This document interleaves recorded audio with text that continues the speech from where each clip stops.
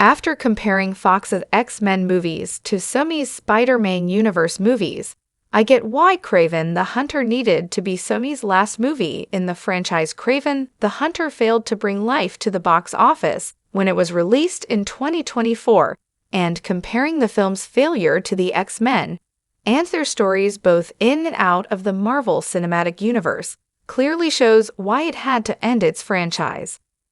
While there is still occasional talk of Venom meeting Spider-Man, it seems that further films in Sony's universe of Spider-Man characters may no longer be made. While nothing in comic book movies is ever a true end, so many details suggest that several, if not all, of these character iterations are done. With so many Marvel shared universes created, it can get confusing to follow and understand which ones integrate with each other. After films like Spider-Man, No Way Home connected with multiple different universes, it became suggested that all of these universes are contained together. The recent casting of X-Men in Avengers Doomsday has only bolstered this theory, making things even more confusing. Still, I'd argue that the appearance of characters from Sony's universe in future projects is now very unlikely. While the two franchises were quite distinct, coming from different eras and finding different kinds of success, there are actually some surprising similarities between the Fox X-Men universe timeline and Sony's universe of Spider-Man characters. Fox realized major fluctuations in their success, with some of their films connecting and others failing to. Time seemed to impact this, but less than expected. The franchise received both its highest and lowest grossing films in its last two entries, with Deadpool and Wolverine and The New Mutants respectively. It is clear, based on the box office results, that interest in the franchise waxed and waned with time. This was also true concerning the Sony films. While the Venom films have all been able to find decent success, with even the most recent 2024 sequel grossing $474 million, the other films in the franchise did not reach those same heights. While the Spider-Verse films were also a great success, their connection to the larger franchise felt different due to there being animated films in their own universe. While the X-Men franchise was enormous, and while it had by that point released several films that had grossed well over $500 million, things took a turn with the disappointing results of The New Mutants.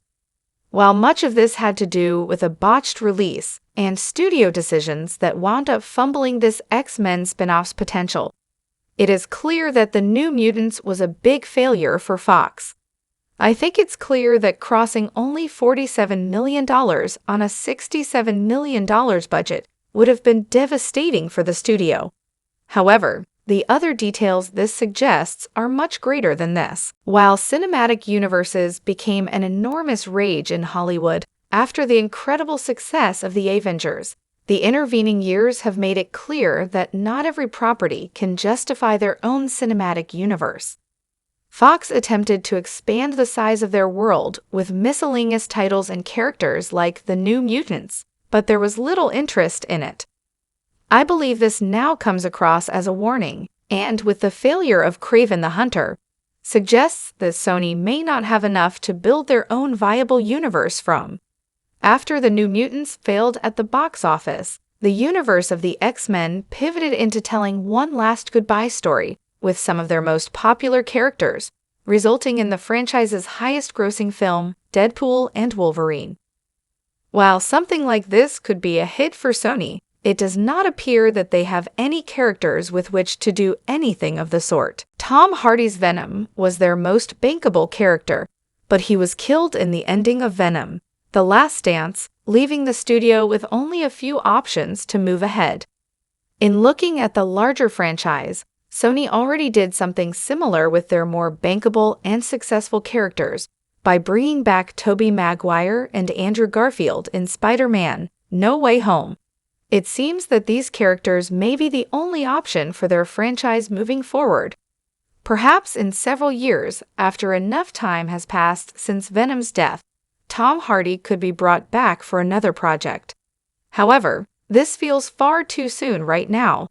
The future of Sony now seems to be devoted to making the best films possible, from Spider-Man Beyond the Spider-Verse and the next MCU installment, Spider-Man Brand New Day. Unfortunately, this will be at the cost of ending the dedicated Sony universe and the end of characters like the villains from Kraven the Hunter.